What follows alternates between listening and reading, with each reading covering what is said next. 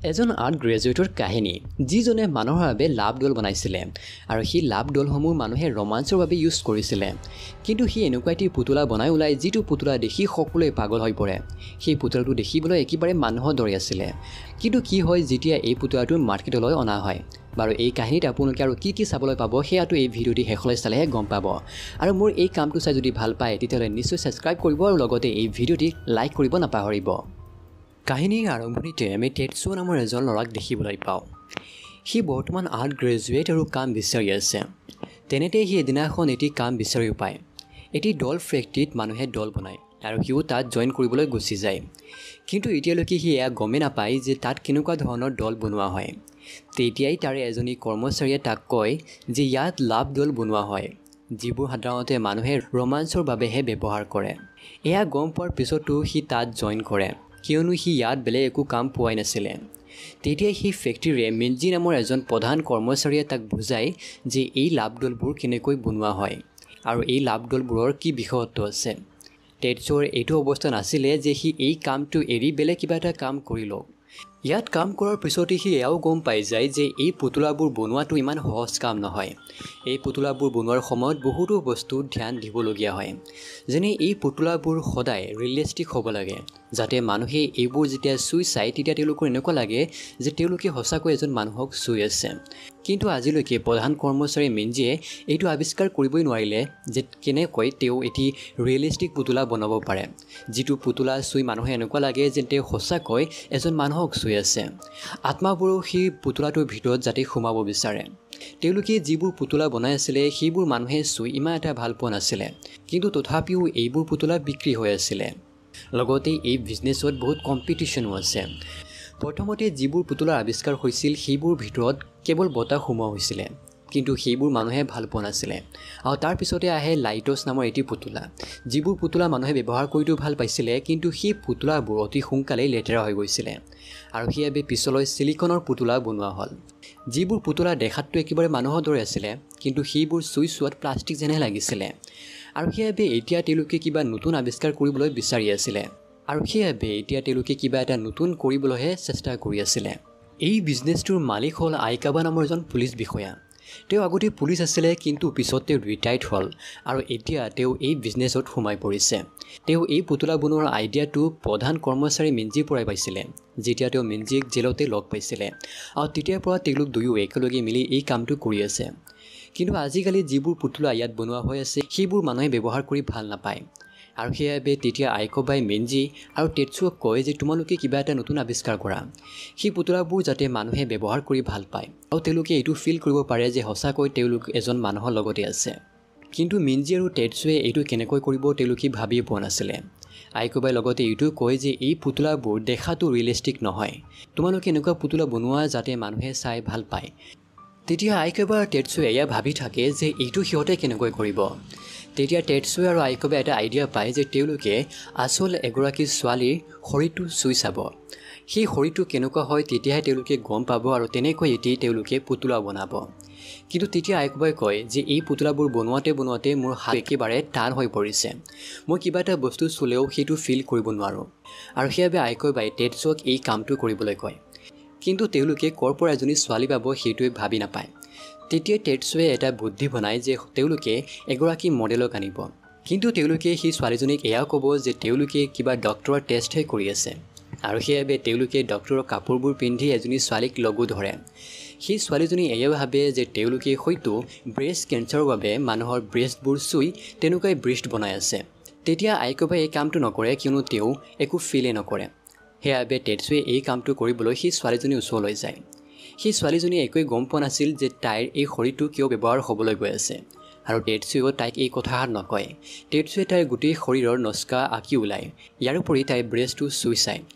যাতে সি এয়া গম পাব পাৰে যে এটি ৰিয়েল ব্ৰেষ্ট কেনেকুৱা হয় কাম শেষ হোৱাৰ পিছত তাই তাৰ পৰা গুচি যায় কিন্তু তেতিয়াই তাইৰ কাণফুলি তাতে পৰি যায় সেইবাবে টেটছুৱে তাইৰ কাণফুলি দিবলৈ তাইৰ পিছা কৰে আৰু যেতিয়াই তাইক লগ পায় তেতিয়াই টেটছুৱে সেই কাণফুলি দি তাইক প্ৰপ'জো কৰে আচলতে টেটছুৱে যেতিয়াই তাইক প্ৰথমবাৰৰ বাবে দেখিছিলে তেতিয়াই তাইৰ প্ৰেমত পৰি গৈছিলে কিন্তু তথাপিও সেই ছোৱালীজনীয়ে তাইৰ প্ৰপ'জল একচেপ্ট কৰে সেই ছোৱালীজনীৰ নাম আছিল চুন'ক তেতিয়া চুনকো আৰু টেটছুও গাৰ্লফ্ৰেণ্ড বয়ফ্ৰেণ্ড হৈ পৰে সিহঁত দুয়ো মিলি সদায় ঘূৰি ফুৰে সিহঁতে একেলগে ডেটিঙো কৰে কিন্তু এতিয়ালৈকে টেটছুৱে সেই কথাষাৰ চুনকক কোৱাই নাই যে তাইৰ এই শৰীৰটো কিয় ব্যৱহাৰ হ'বলৈ গৈ আছে সি সদায় এয়া ভাবিছিলে যে যদিহে চুনকক এই কথাষাৰ কোৱা হয় তেতিয়াহ'লে চুনকৈ তাক বেয়া পাব আৰু এৰি গুচি যাব আৰু সেইবাবে সি এই কথাষাৰ তাইক কেতিয়াও নকয় কেইদিনমান যোৱাৰ পিছতে সিহঁতে বিয়াও পাতি লয় আৰু তাৰপিছত সিহঁত দুয়ো একেলগে থাকিবলৈ আৰম্ভ কৰে কিন্তু টেটছুৰ মনটো সদায় বেয়া আছিলে সি সদায় এয়া ভাবিছিলে মই এতিয়াও চুনকৰ পৰা এইবোৰ কথা লুকাই আছোঁ আৰু কেইদিনমান পিছত সিহঁতৰ প্ৰধান কৰ্মচাৰী আইকেবাৰো মৃত্যু হৈ যায় আৰু সেইবাবে তেতিয়া সিহঁতৰ এজনে কৰ্মচাৰী থাকে টেটছুৱা তেতিয়া গোটেইবোৰ কামৰ ভাৰ টেটছুৰ ওপৰত আহি যায় আৰু সেইবাবে তাৰ কামৰ প্ৰেছাৰ আৰু অধিক বাঢ়ি যায় সি এতিয়া অকলেই এইবোৰ কৰিব লাগিব সি ভাবি নাপায় যে সি কেনেকৈ এই পুতলাবোৰ বনাব আৰু সেইবাবে তাৰ মনটো সদায় বেয়া থাকে সি যেতিয়াই ঘৰলৈ যায় তেতিয়া সি চুনকৰ লগত ভালদৰে কথাও নাপাতে এইবোৰৰ বাবে সিহঁতৰ মাজত লাহে লাহে কাজিয়াৰো আৰম্ভণি হয় সিহঁতৰ এই ৰিলেশ্যনশ্বিপটো আগৰ দৰে এতিয়া ভাল নাছিলে আনফালে সি ফেক্টৰীত এইটো আৱিষ্কাৰ কৰিব পৰা নাছিল যে এই বডিটো এতিয়া সিহঁতে কেনেকৈ বনাব কিছুদিন যোৱাৰ পিছত সিটো ঘৰলৈও নাহে সি ফেক্টৰীৰ পৰা ডাইৰেক্ট বাৰলৈ যায় তাতেই সি বিয়াৰ খায় আৰু তাতেই সি ঘূৰি ফুৰে আৰু ৰাতি যেতিয়া সি দেৰিকৈ আহে তেতিয়া সি দেখা পায় যে ঘৰত চুনকো নাই চুনকৈ তাৰ বাবে এখন চিঠি লিখি যায় তাই কয় যে মোৰ দেউতা অসুস্থ আৰু সেইবাবে কেইদিনমান মই দেউতাৰ লগতে থাকিম কেইদিনমান পিছতে টেটছুৱে এইটো আৱিষ্কাৰ কৰি লয় যে সি কিহৰ দ্বাৰা এই পুতলাবোৰ বনাব সি ৰবৰৰ জৰিয়তে এটি পুতলা বনায় আৰু সেই পুতলাবোৰ মানুহেও ভাল পায় কিন্তু এতিয়ালৈকে সেই পুতলাবোৰ ৰিয়েলিষ্টিক নাছিলে তেতিয়াই সিহঁতৰ ফেক্টৰীত আন এজন কৰ্মচাৰীও জইন হয় সেই লোকজনে টেটছুৰ পৰা গোটেইবোৰ বস্তু জানি লয় যে এই পুতলাবোৰ কেনেকৈ তৈয়াৰ কৰা হয় কিন্তু কেইদিনমান পিছতে সেই কৰ্মচাৰীজনে সেই ফেক্টৰীটোৰ পৰা গুচি যায় আৰু আন এটা ফেক্টৰীত গৈ জইন হয় গোটেইবোৰ তথ্যই সিহঁতক দি দিয়ে যে এই পুতলাবোৰ কেনেকৈ তৈয়াৰ কৰা হয় তেতিয়া সেই আন ফেক্টৰীবোৰো সিহঁতৰ দৰে পুতলা তৈয়াৰ কৰে আৰু তেতিয়া সিহঁতৰ এই কম্পিটিশ্যন আৰু অধিক বাঢ়ি যায় এয়া গম পাই সিহঁতৰ গোটেই ফেক্টৰীৰ মানুহ হতাশ হৈ পৰে টেটছুৰ মনটো আকৌ ভাঙি পৰে সি যেতিয়াই ঘৰলৈ যায় তেতিয়া চুনকৰ মাকৰ ফোন আহে চুনকৰ মাকে এয়া কয় যে চুনক ক'ত আছে তুমি জানা নেকি প্ৰায় ৩-৪ দিন হৈ গ'ল তাই মোলৈ ফোন কৰা নাই তেতিয়া টেটছুৱে আৰু চিন্তাত পৰে যে চুনক আচলতে ক'ত গ'ল কিন্তু সেই সময়তে এজন অচিনাকি ব্যক্তিয়ে চুনকক লৈ আহে তেওঁ কয় যে এই ছোৱালীজনী অজ্ঞান হৈ ৰাস্তাত পৰি আছিলে তেতিয়া সেই লোকজন তাৰ পৰা গুচি যায় যেতিয়া চুনকৈ হাৰ পায় তেতিয়া টেটছুৱে তাইক সোধে যে তুমি ইমান দিন ধৰি ক'ত আছিলা তুমি কাৰ লগত আছিলা কিন্তু তেতিয়া চুনকৈ একো উত্তৰ নিদিয়ে তেতিয়া টেটছুৱে বহুতো কথা মনলৈ আহে সি এইবোৰ ভাবিবলৈ লয় যে হয়তো এতিয়া আৰু তাক ভাল নাপায় আৰু ইমান দিন ধৰি হয়তো তাই বেলেগৰ লগত আছিলে তেতিয়া টেটছুৱে তাৰ সকলোবোৰ কথা সঁচাকৈ কৈ দিয়ে